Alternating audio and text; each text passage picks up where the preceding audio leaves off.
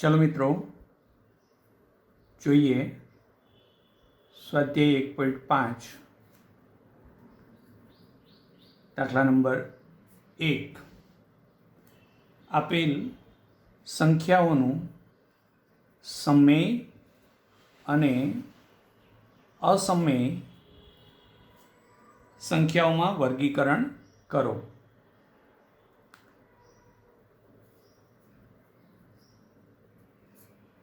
PETA प्रश्न number 1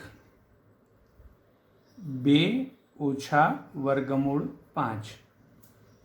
मित्रों वर्गमूल 5 ए असमय संख्या है और 2 समय संख्या है। तो समय और असमयनो आ तफावत ए असमय संख्या मळे छे।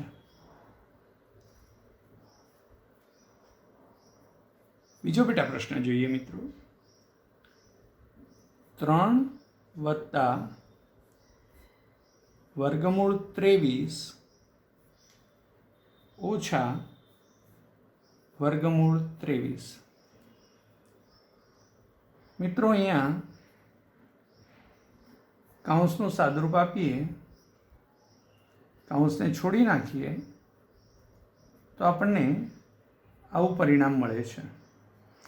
वत्ता वर्गमूल 23 अने ओछा वर्गमूल 23 तो ये बने विरोधी संख्याओं है, माटे ए शून्य थई जशे। तो आपने मळशे 3 वत्ता 0 बराबर 3। तो आ संख्या समयी है, माटे बीजा पेटा प्रश्न में आपेली आ संख्या समय थशे। ए ज रीते त्रीजो पेटा प्रश्न जोईए तो 2 वर्गमूल 7 छेदमां 7 वर्गमूल 7। मित्रों वर्गमूल 7 ए सामान्य अवयव है, माटे कैंसल थई जशे। तो परिणामे मळशे आपने 2/7। आ संख्या ए समय है, कारण के एने p/q स्वरूप में दर्शावी शकीए छीए।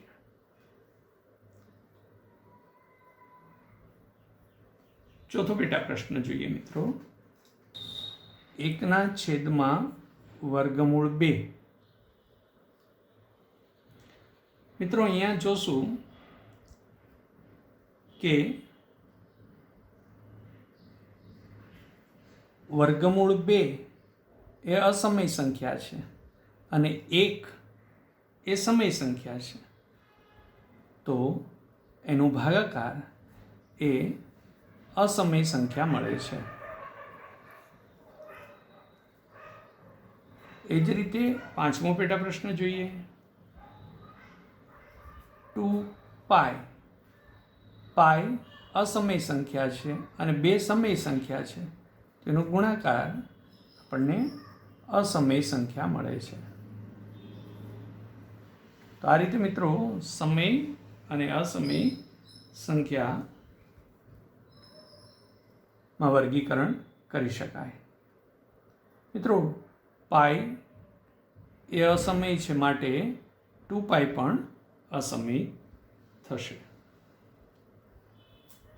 बीजो दाखलो જોઈએ मित्रों सादुरूप आपो।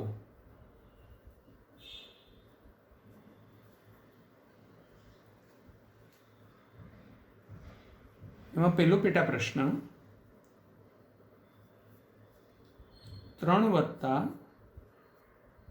वर्गमूल 3 गुणिया 2 वत्ता वर्गमूल 2। उकेल जोईए मित्रों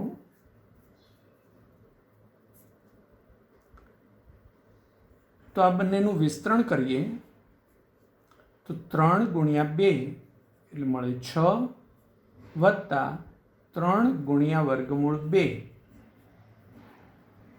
વત્તા 2 ગુણ્યા વર્ગમૂળ 3 વત્તા વર્ગમૂળ 3 ગુણ્યા વર્ગમૂળ 2 માટે મળશે 6 વત્તા 3 વર્ગમૂળ 2 વત્તા 2 વર્ગમૂળ 3 વત્તા વર્ગમૂળ 3 ગુણ્યા વર્ગમૂળ 2 એટલે વર્ગમૂળમાં 3 ગુણ્યા 2 6. તો આ રીતે એનું સાદુરૂપ મળશે. એ જ રીતે બીજો પેટા પ્રશ્ન 3 વત્તા વર્ગમૂળ 3 ગુણ્યા 3 ઓછા વર્ગમૂળ 3 એનો ઉકેલ જોઈએ મિત્રો.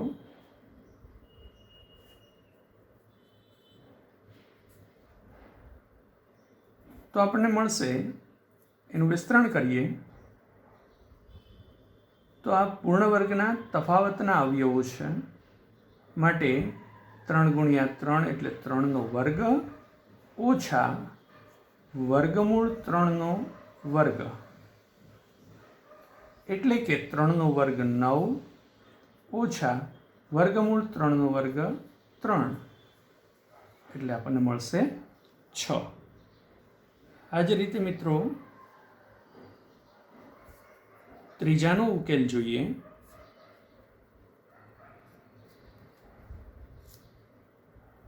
તો વર્ગમૂળ 5 વત્તા વર્ગમૂળ 2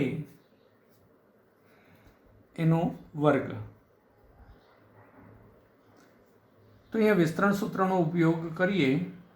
વર્ગમૂળ 5નો વર્ગ વત્તા 2 ગુણ્યા વર્ગમૂળ 5 ગુણ્યા વર્ગમૂળ 2 વત્તા વર્ગમૂળ 2નો વર્ગ. વર્ગમૂળ 5નો વર્ગ 5 વત્તા વર્ગમૂળ 5 ગુણ્યા વર્ગમૂળ 2 એટલે વર્ગમૂળ 10 એટલે 2 વર્ગમૂળ 10 વત્તા વર્ગમૂળ 2નો વર્ગ 2 માટે આપણને પરિણામ મળે 5 વત્તા 2 7 વત્તા 2 વર્ગમૂળ 10. એ જ રીતે મિત્રો ચોથા પેટા પ્રશ્નનો ઉકેલ જોઈએ.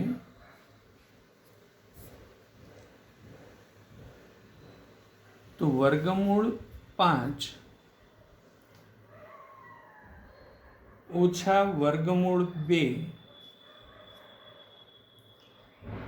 અને વર્ગમૂળ 5 વત્તા વર્ગમૂળ 2 એટલે આપણને મળશે, આ પૂર્ણ વર્ગના તફાવતના અવયવો છે, એક વખત વત્તા એક વખત ઓછા.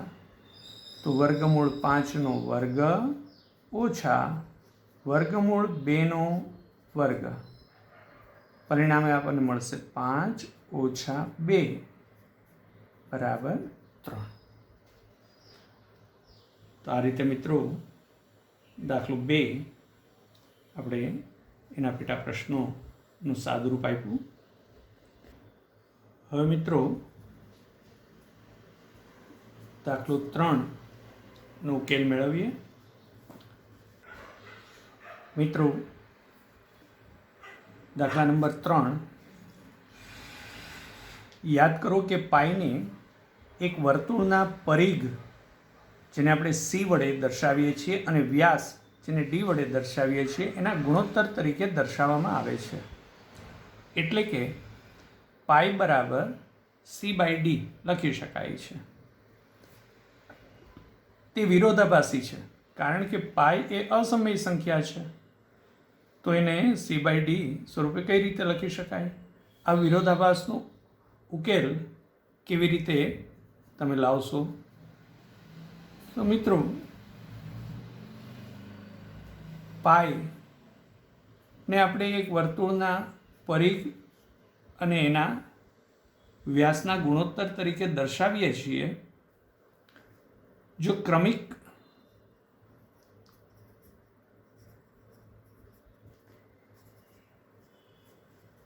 વિપુલ દર્શકતા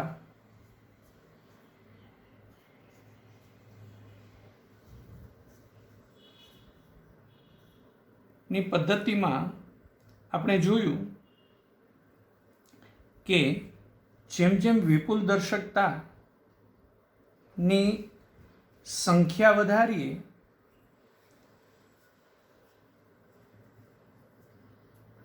એટલે 1, 2, 3, 4 એમ સ્ટેપ ક્રમિક રીતે વિપુલ દર્શકતાની સંખ્યા વધારતા જઈએ તેમ તેમાં વધુ ચોકસાઈ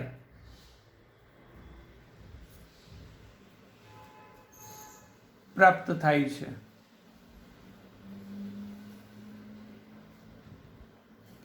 પરંતુ કોઈ પણ બે વાસ્તવિક સંખ્યાઓની વચ્ચે અનંત વાસ્તવિક સંખ્યા આવેલી હોય છે.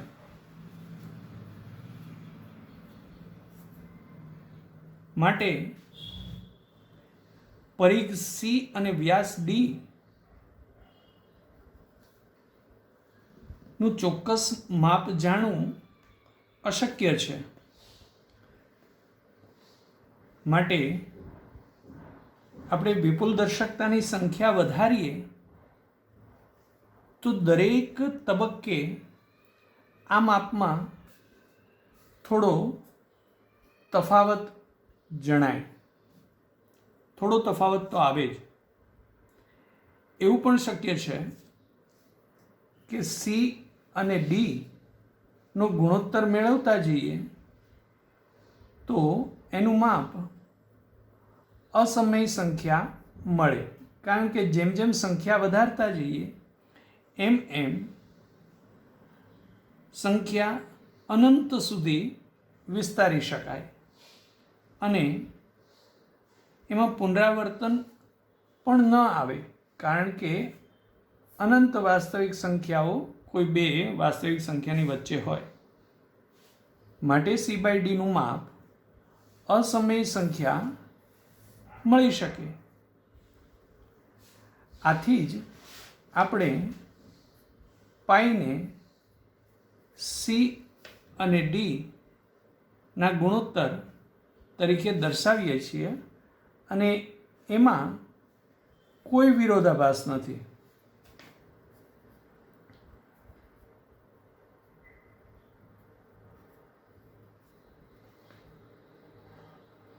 માટે મિત્રો C અને D એનું પણ ચોક્કસ માપ આપણે મેળવી શકતા નથી. માટે C/D નું પણ ચોક્કસ માપ આપણે મેળવી શકતા નથી. વિપુલ દર્શકતાની રીતે ઘણા બધા તબક્કાઓ સુધી આ સંખ્યાને આગળ લઈએ તો ચોકસાઈ વધુ મળે, પરંતુ ચોક્કસ માપ સુધી આપણે જઈ શકતા નથી, કારણ કે બે વાસ્તવિક સંખ્યાની વચ્ચે અનંત વાસ્તવિક સંખ્યા આવેલી છે. માટે C/D એ અસમય માપ મળે એટલે આપણે પાઈ બરાબર C/D તરીકે દર્શાવીએ છીએ અને આમાં કોઈ વિરોધાભાસ નથી મિત્રો.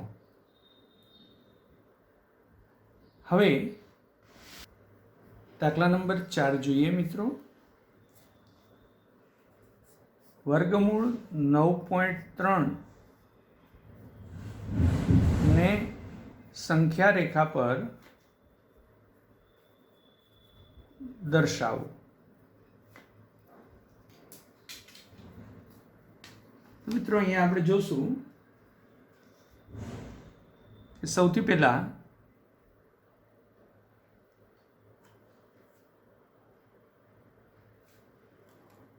9.3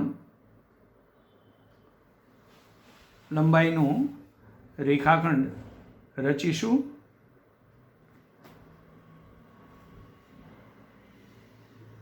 જ્યાં અહીંયા A અને અહીંયા B નામકરણ કરીશું.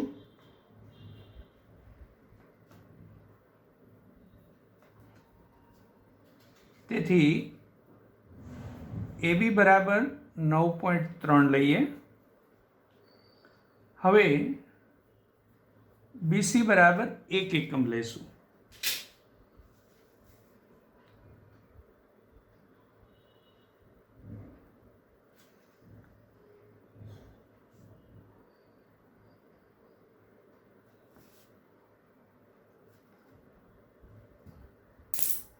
BC બરાબર 1 એકમ લેશું અને ભૌમિતિક રીતે મધ્યબિંદુ મેળવી શકાય અને સ્કેલની મદદથી પણ મધ્યબિંદુ મેળવી શકાય. જ્યાં 10.3 થાય છે માટે 5.15 એનું મધ્યબિંદુ મળે. અથવા તો ભૌમિતિક રીતે જોઈએ મિત્રો તો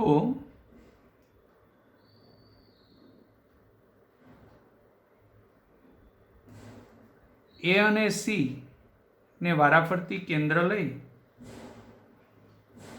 અને વર્તુળની ચાપ દોરીએ જે પરસ્પર જે બિંદુમાં છેદે છે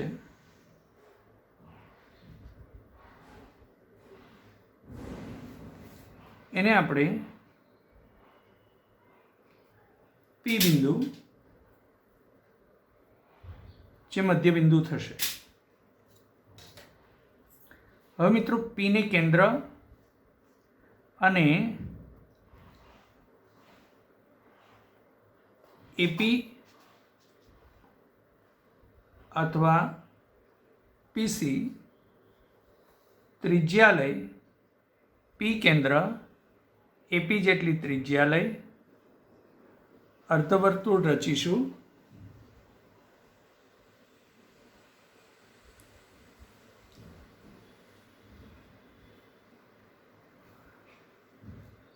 હવે બીમાંથી એસીને લંબ રેખાખંડ રચવો છે તો ભૌમિતિક રીતે એની રચના કરી શકાય. જેમાં પીસીને પાછળની તરફ લંબાવી દઈએ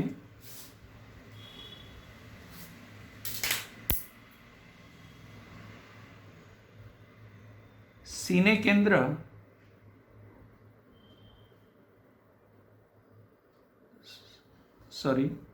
બીને કેન્દ્ર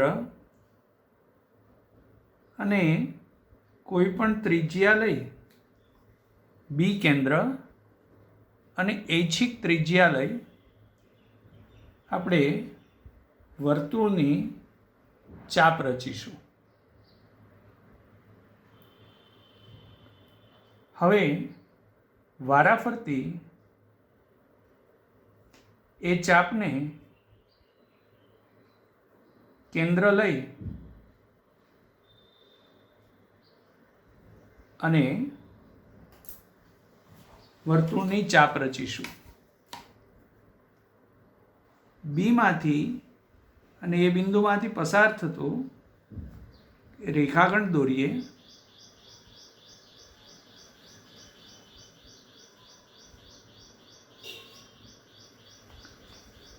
જે વર્તુળને ડી બિંદુમાં છેદે છે. તો આપણને બીડી બરાબર વર્ગમૂળ 9.3 મળશે. પાયથાગોરસની સમજૂતી આપણે જોઈ ગયા એ મુજબ. હવે બીને સંગત 0 લેવાનું અને બીડી જેટલી ત્રિજ્યા લઈ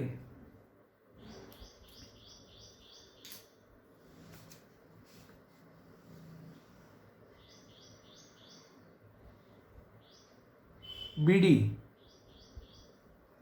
જેટલી ત્રિજ્યા લઈ બી કેન્દ્ર બીડી ત્રિજ્યા વાળું વર્તુળની ચાપ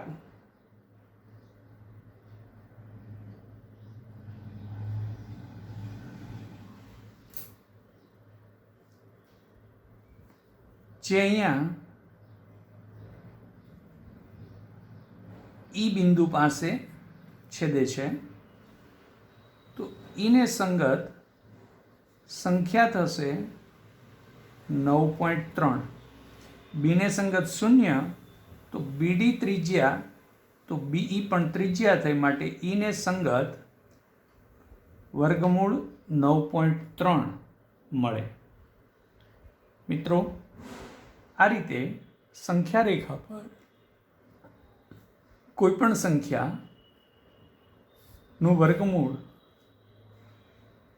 ને સંગત બિંદુ મેળવવું હોય તો આ રીતે ભૌમિતિક રીતે આપણે મેળવી શકીએ છીએ. સમજાયું મિત્રો? તમે પણ ઘરે આ પ્રકારે નોંધપોથીની અંદર, નોટબુકની અંદર અને નોંધી લેશો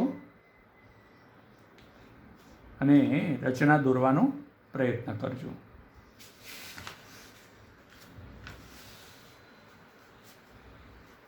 ત્યાર પછી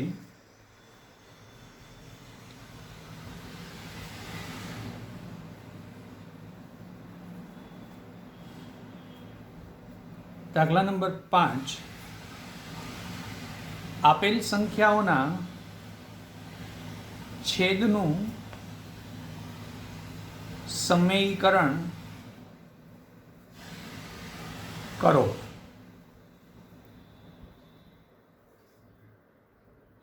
પહેલો પેટા પ્રશ્ન, 1/7 7. અહીંયા મિત્રો 1/7 છે તો છેદ અસમય સંખ્યા છે. આપણે છેદનું સમયીકરણ કરી અને એને સમય સંખ્યામાં રૂપાંતરિત કરીએ તો વર્ગમૂળ 7નો સમયકારક અવયવ એ વર્ગમૂળ 7 થશે. માટે આપણે એને વર્ગમૂળ 7 વડે અંશ અને છેદમાં ગુણી દઈએ, એટલે કે સમયકારક અવયવ વડે ગુણાકાર કરીએ તો ઉપર થઈ જશે 1 ગુણ્યા વર્ગમૂળ 7 એટલે વર્ગમૂળ 7, છેદમાં વર્ગમૂળ 7 ગુણ્યા વર્ગમૂળ 7 એટલે 7. તો આ રીતે એનું સમયીકરણ થશે. બીજો પેટા પ્રશ્ન જોઈએ મિત્રો, 1/7 વર્ગમૂળ 7 ઓછા વર્ગમૂળ 6. મિત્રો, અહીંયા વર્ગમૂળ 7 ઓછા વર્ગમૂળ 6 છે તો આનો સમયકારક અવયવ વર્ગમૂળ 7 વત્તા વર્ગમૂળ 6 થાય. માટે આનું સમયીકરણ કરવા માટે આને એના સમયકારક અવયવ વડે ગુણી દઈએ. વર્ગમૂળ 7 વત્તા વર્ગમૂળ 6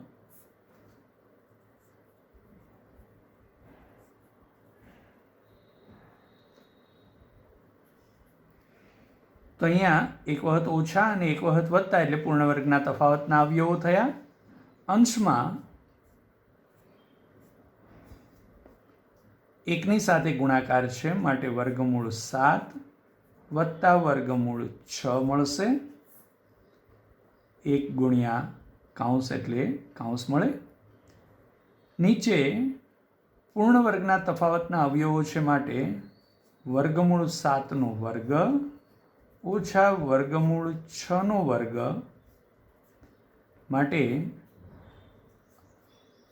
અંશમાં પદ એમનેમ, છેદમાં વર્ગમૂળ 7નો વર્ગ એટલે 7 ઓછા વર્ગમૂળ 6નો વર્ગ એટલે 6.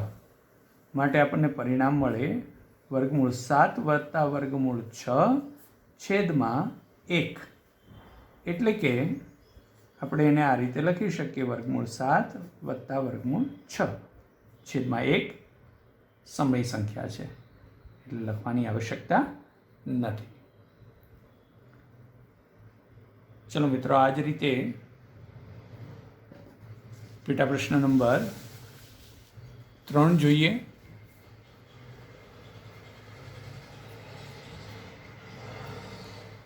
એકના છેદમાં વર્ગમૂળ 5 વત્તા વર્ગમૂળ 2. આમાં છેદનું સમીકરણ કરીએ તો અને સમયકારક અવયવ અહીંયા વત્તા છે તો એનો સમયકારક અવયવ ઓછા થશે, માટે આપણે એને એના સમયકારક અવયવ વડે ગુણી દઈએ. તો વર્ગમૂળ 5 ઓછા વર્ગમૂળ 2 છેદમાં વર્ગમૂળ 5 ઓછા વર્ગમૂળ 2.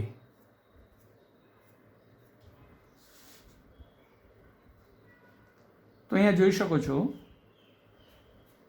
કે કાઉન્સનો એક સાથે ગુણાકાર કરીએ એટલે કાઉન્સ એમનેમ રહેશે, વર્ગમૂળ 5 ઓછા વર્ગમૂળ 2. પરંતુ છેદમાં એક વખત વત્તા અને એક વખત ઓછા એટલે પૂર્ણ વર્ગના તફાવતના અવયવો છે, માટે આ બંનેનો ગુણાકાર કરીએ તો વર્ગમૂળ 5નો વર્ગ ઓછા વર્ગમૂળ 2નો વર્ગ આપણને મળશે. પરિણામે એનું સાદુરૂપ આપીએ. વર્ગમૂળ 5નો વર્ગ 5, વર્ગમૂળ 2નો વર્ગ 2, માટે થશે મિત્રો વર્ગમૂળ 5 ઓછા વર્ગમૂળ 2 છેદમાં 3. અહીંયા છેદમાં અસમય સંખ્યા હતી, એનું સમયકરણ કરતાં આપણને છેદમાં હવે સમય સંખ્યા મળે છે. મિત્રો, આ જ રીતે ચોથો પેટા પ્રશ્ન સ્વપ્રયત્ને કરશો. તમારું હોમવર્ક છે. અહીંયા આપણું સ્વાધ્યાય 1.5 પૂર્ણ થાય છે. મિત્રો, ફરીથી પુનરાવર્તન કરી લેશો જેથી દરેક દાખલાઓની સમજૂતી બરોબર ધ્યાનમાં આવી જાય. ફરી નવા વિડીયોની અંદર આગળ ઉપર જોશું. મિત્રો, અહીંયા આપણે સ્વાધ્યાય 1.5 પૂર્ણ કરીએ છીએ. આવજો મિત્રો.